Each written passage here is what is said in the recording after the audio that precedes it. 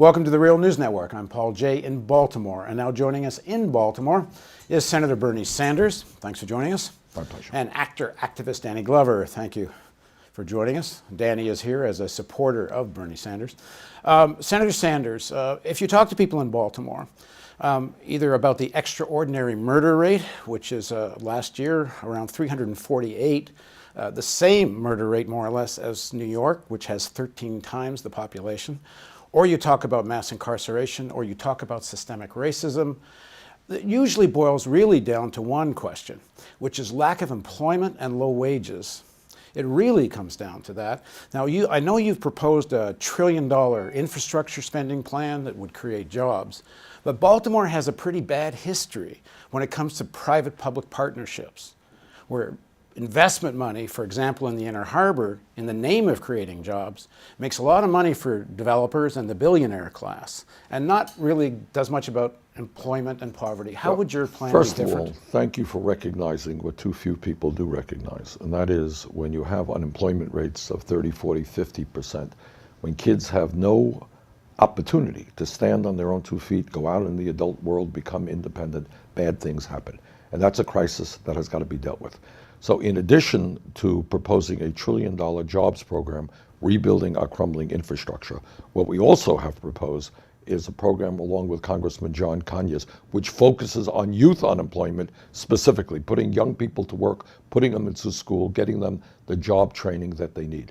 Because at the end of the day, if kids have some income and they're doing some constructive activity, the likelihood that they get mixed up in illegal activity is much, much less. So focusing on young people especially, providing jobs and education rather than jails and incarceration would be a major priority of a Sanders administration. In the delivery of that, would you consider a Roosevelt-style direct federal jobs program, perhaps targeting the inner cities like Baltimore? Absolutely. Because when it's come through the cities and the states, a lot of times ordinary people don't get the money. That is exactly right. I mean, there are two elements. Number one, we have to rebuild our crumbling infrastructure.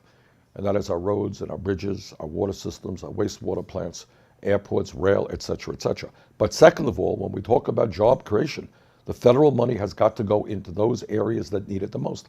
And what is happening in inner cities all over this country is a story that is not being effectively told, but we have crisis after crisis after crisis, crumbling public school systems, high unemployment, mass incarceration rates.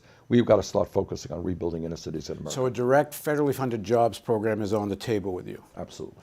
Okay, number two.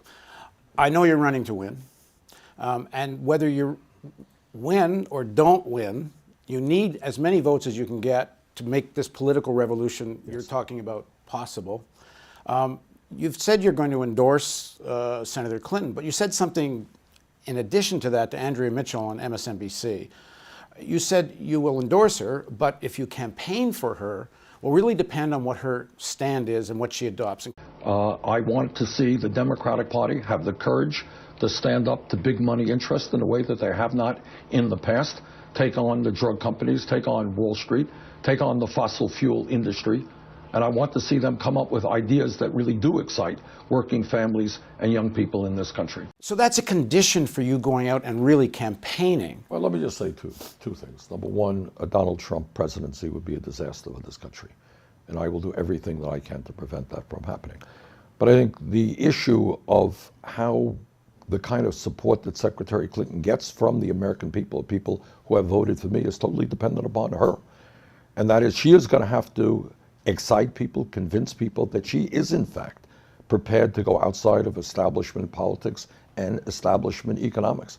She is going to have to tell people that yes, the United States will join the rest of the industrialized world and guarantee health care to all people as a right sooner than later, that we will have paid family and medical leave like virtually every other country on earth does, and that yes, she is going to stand up to the oligarchy which today controls our economic life, our political life, and our media life.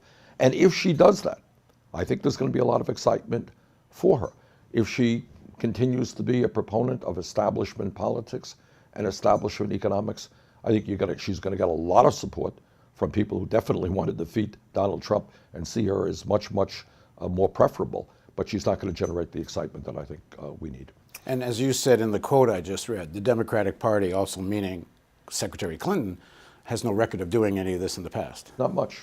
Not much. Look, we have a very low voter turnout in this country. A lot of working people, poor people do not vote because they don't really believe that either party stands up for their interests. They have the sense instinctually, which is a correct sense, that big money dominates what goes on politically. And if we're going to make the real changes, it's one thing to elect the president, that's fine. It's another thing to really change America. What does that mean? Should we have more income and wealth inequality than any other country? Should we be addressing the crisis of climate change in a much more aggressive way? Should we be dealing with the fact that 2.2 million people in this country are in jail, more than any other country on earth, in a way that we have not come close to begin to addressing? And the answer is, I think we have got to do that.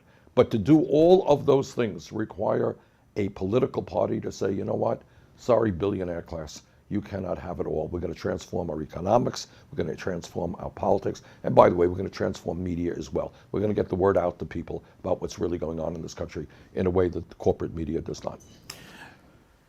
Assuming whether you win or don't win, you need as many votes as possible between now and the convention to have the clout going forward. Absolutely. So it doesn't really change your game plan very much. That's right. That being said, in terms of keeping this political revolution going you've been calling for, what does that look like and what do you do about it? Well, it's a little bit premature. Right now, my focus is either way. But right now, my focus is on winning. My focus is on doing well on Tuesday, in 5 states. We got a very, very big primary in California on June 7th, where I think we got a shot to win. So right now, our immediate focus is on getting as many votes as we can in the primaries and caucuses that remain. One of the main arguments one hears from people who really are not enthusiastic about Secretary Clinton, but are supporting her even in the primaries, is what some people have called the fear factor. They just think that she has a better chance of defeating Trump, that even though you're polling ahead of her, frankly, in against Trump, they're saying it's untested, that in a real campaign with tons of ads thrown at you, it could be different. That's the Clinton line.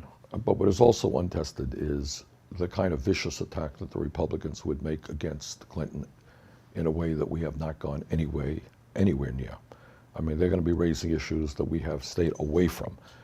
We have tried to focus on the differences between Secretary Clinton and myself on the major issues. We have not gone into other areas where the Republicans certainly would. I think we are the stronger a campaign against Trump, not just because the polling now shows us that, but more importantly, the kind of excitement and enthusiasm that we are generating will result in more people coming out to vote. Democrats win when the voter turnout is high. Republicans win when the voter turnout is low. I worry very much that a Trump-Clinton race is just going to be a low voter turnout race, which gives him a shot to win. I don't think he will, by the way. I think she goes in as the favorite. But I think I am the stronger candidate between the two of us. Danny, you supported Senator Sanders fairly early in the campaign. Why was this important to you to get involved in his campaign? And let me ask you a second part. As you're out campaigning, why are older African Americans, and I say that because younger African Americans do seem to be kind of joining Youth for Sanders, but a lot of older African Americans are not, and why not? Well, the first question, certainly there's a relationship or a allure to the Clinton that has gone back for some time. It's gone back when he ran with his first administration and through his second administration as well. So black people have had African Americans have had been accustomed to seeing the Clintons and being available for them in some sort of way. In fact, I remember one politician asked me, well, I've never heard of Bernie Sanders. This is a state senator. And I said, I don't understand why you haven't. The questions that you support, the ideas that you support are right there, the ideas that he supports. And certainly I came out, first of all, because I thought this was an important moment. It's a historic moment, an important moment in this country's history. And we've seen that translate through the Occupy movement. We've seen it through the various movements from the Dream Defenders to Black Lives Matters. We see all these things. And then most recent, and I think over a period of time, somebody has to talk about climate change, not only its impact on the rest of the world, but its impact on us as well. Somebody has to bring up the issues around the deindustrialization that's happened, that has removed jobs, good paying jobs, manufacturing jobs. jobs that would hire young people, transitional jobs that would hire people. And someone has to talk about that as the reasons why we have the connection between that, the informal economy that people exist in, and the formal economy in which they can't get into. Those are the issues around mass incarceration. No one has talked about that. Yeah, it's easy to pass a crime law demonizing those victims, those people victimized by policy they have no control over. Here, Bernie Sanders is talking about active citizenship, demos, ordinary citizens being participants, not only on the day of election, but continuously being consistent as citizens throughout the process. And that's exciting. That's exciting. When we responded to registering the vote and voting, we thought something was going to come out of it. And we know those periods. The Voting Rights Act of 1965, the civil rights organizing of voters down in the South during Freedom Summer, and all of that happened in a period where people saw change, the possibility of change.